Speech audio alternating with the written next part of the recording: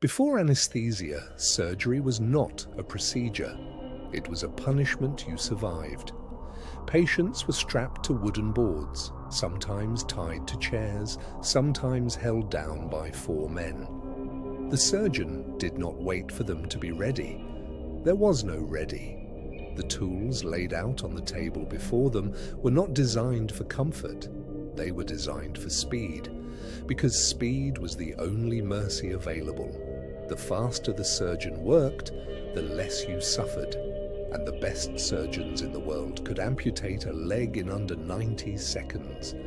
This is the story of the knives, the saws, the hooks, and the needles that existed before anyone thought to make surgery painless, and the accidental discovery that finally changed everything. Surgical tools are older than writing. The oldest known surgical procedure is trepanation, drilling a hole in the skull.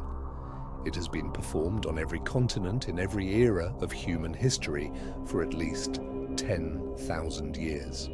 Skulls have been found with multiple trepanation holes, each one healed, which means the patient survived, which means surgeons were doing this, cutting into living human skulls, and people were walking away from it. The tools they used were sharpened obsidian flint or bronze. No scalpel, no saw, just stone. Roman surgeons carried bronze instrument kits that would not look out of place today: scalpels, forceps, retractors, bone chisels, all preserved in ash when Vesuvius buried Pompeii in 79 AD. The tools existed, the mercy did not. After Rome fell, surgery fell with it. For most of the Middle Ages in Europe, trained physicians did not perform surgery. It was considered beneath them. Too bloody, too manual. The people who cut into bodies were barbers. The barber surgeon was one of the most common medical figures of the medieval world. They cut hair, they pulled teeth, they amputated limbs, often on the same day with the same tools, in the same chair. The red and white pole outside a barber shop, red for blood, white for bandages, it is still there. Medieval surgical tools included the fleam, a spring-loaded blade for bloodletting. The pelican, a device for extracting teeth that worked by levering against the jawbone. And the cautery iron, a metal rod heated until it glowed, pressed against a wound to seal it. Let me tell you about the specific tools. The bone saw had a long, serrated blade, a wooden handle, and no stopping point. You pushed it back and forth through living bone until the limb came free. Most surgeons kept a spare. The first one tended to clog. The catling was a long, double-edged knife used to cut between bones and through joint cartilage. It was thin enough to reach where a saw could not. The trephine was a circular saw designed specifically for the skull, a handle at the top, rotating teeth at the bottom. You applied it to the cranium and turned. The gorget was used in bladder stone removal, passed through the urethra to guide the cutting blade. Bladder stone surgery was one of the most common operations of the pre-anesthetic era. People chose to undergo it. That tells you how bad the stones were. The most famous surgeon of the pre-anesthetic era was Robert Liston. He was 6 feet 2 inches tall. He operated in a blood-stained green coat he considered a mark of experience. He held the saw in his teeth between cuts to free both hands. He was so fast that spectators came to watch him work the way they might attend a theatre performance. He was clocked amputating a leg in 28 seconds. He performed what medical historians describe as the only operation in history with a 300% mortality rate. He moved so quickly that he accidentally amputated his assistant's fingers along with the patient's leg. The patient and the assistant both later died of infection. A spectator, watching in horror, died of shock. 3 deaths, 1 operation. He was also, by the standards of his time, considered brilliant. Before the operation, if you were lucky, you were given alcohol. Not enough to put you under, just enough to take the edge off. Opium was sometimes available. It dulled pain but did not remove it. Patients described feeling every cut, every pull, every sore stroke.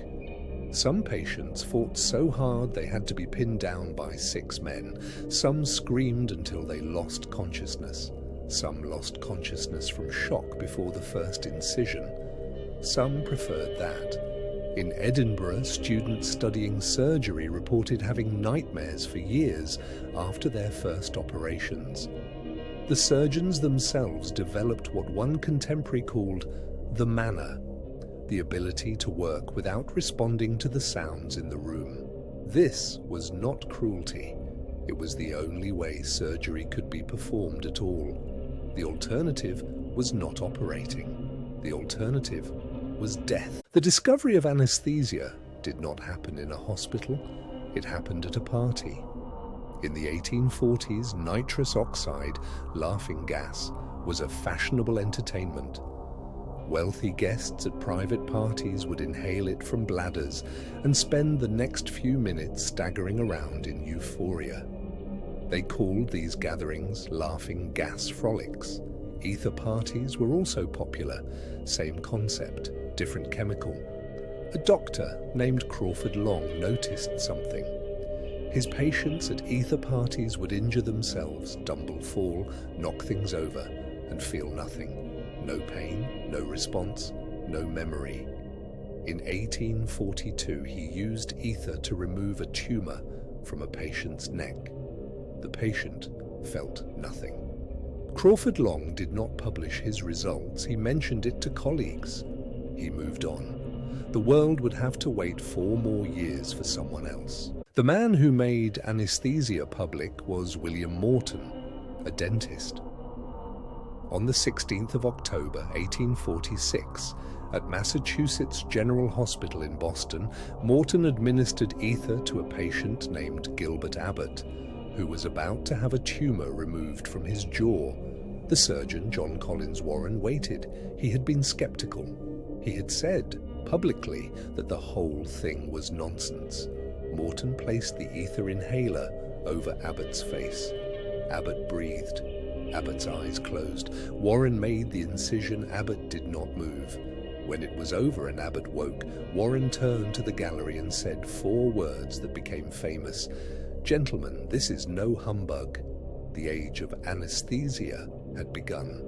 The bone saw was still there, but it would never be the same again. Within a year of Morton's demonstration, ether was being used in hospitals across Europe. Surgeons who had spent their careers developing speed, who had trained themselves to ignore screaming, had to learn, for the first time, to slow down. They could now take their time, they could be careful, they could think. Surgical mortality rates dropped, not immediately. Infection was still killing patients. But the operations that had been impossible before, too complex, too long, too devastating for a conscious patient, could now be attempted. The tools didn't change overnight. The bone saw, the catling, the trephine, they were still there. But the hands holding them had changed. Surgery moved from being something you endured to something you could choose. The knife before the mercy had been replaced. The mercy had arrived first. For most of human history, the price of surgery was suffering, not as a side effect, as a given. The tools laid on the table before you were honest about what was coming. No one pretended otherwise. What changed in 1846 was not the tools, it was the assumption. For the first time, pain became something that did not have to be part of the procedure. It seems obvious now. It wasn't then. Surgeons who had lived their entire careers on speed had to reconsider everything they knew. The fastest men in the room suddenly weren't the best. The knife hadn't changed. The world around it had. And somewhere in a gallery above an operating table, a man in a long, dark coat watched it all happen and said nothing, because there was nothing left to say.